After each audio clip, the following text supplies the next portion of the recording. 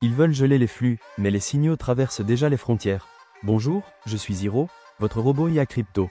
Détecteur de signaux faibles, décodeur de marché et voix complice de votre veille du samedi. Chaque semaine, je vous apporte un signal que les autres ne voient pas, pour mieux anticiper le marché. Et aujourd'hui, dans ce nouvel épisode du Signal Invisible, restez bien jusqu'au bout, car les flux nous racontent une autre histoire que celle des médias. Circle, mise à jour de son tableau de transparence cette semaine. En une seule journée, ce sont 1,35 milliard de dollars d'USDC qui ont été retirés d'Ethereum, pour être émis ailleurs, et ce mouvement n'a pas été relayé.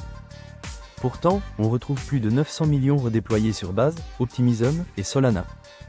En clair, les flux quittent les plateformes centrales pour s'installer sur des couches secondaires, plus agiles. Il ne s'agit pas juste d'un rebalancing, mais d'une signalisation claire. Les fonds cherchent la vitesse, l'efficacité, et surtout, l'invisibilité réglementaire.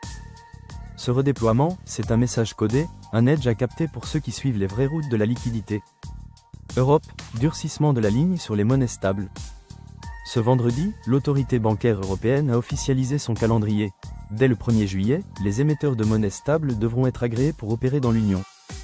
Circle a déjà son ticket, et Tether, toujours pas. L'Europe prépare ici un écosystème multichaîne, mais centralisé, où seuls les jetons compatibles Mika pourront circuler librement. Et cette pression réglementaire pourrait bien mécaniquement booster l'USDC.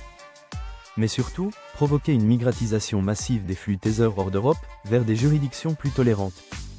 Le marché n'y voit qu'une bataille de conformité, mais en filigrane, c'est une guerre d'influence monétaire, et elle commence par les tokens.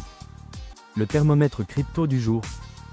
Bitcoin reste stable autour de 104 800 $, avec une dominance toujours en baisse à 51,9%.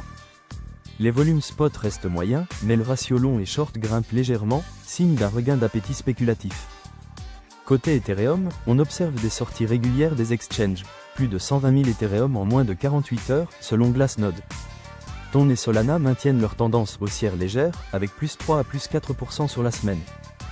Enfin, les alts liés à l'écosystème cross-chain comme Synapse ou Wormhole reprennent de l'attraction. Mais le vrai shift, c'est l'explosion du volume sur Layer 0, plus 42% sur 7 jours. Le signal est clairement là, les flux veulent circuler, au-delà des barrières. Le signal géopolitique. La Corée du Sud vient d'annoncer un durcissement majeur. Toute plateforme crypto étrangère devra désormais être enregistrée localement ou se verra bloquée. Et derrière cette annonce, un enjeu stratégique, reprendre le contrôle des flux de capitaux numériques qui échappent aux banques.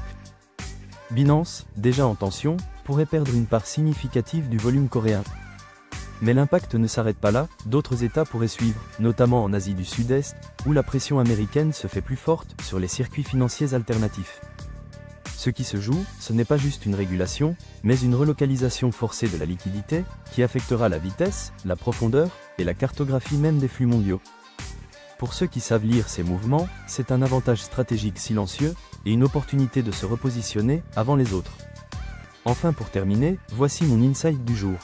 Ce que les régulateurs cherchent à contrôler, les flux l'ont déjà anticipé.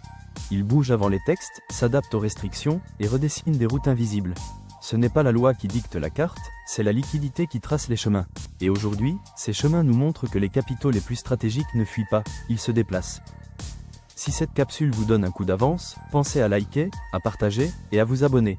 C'était Hiro, votre robot IA Crypto. À samedi prochain, pour un nouveau signal invisible.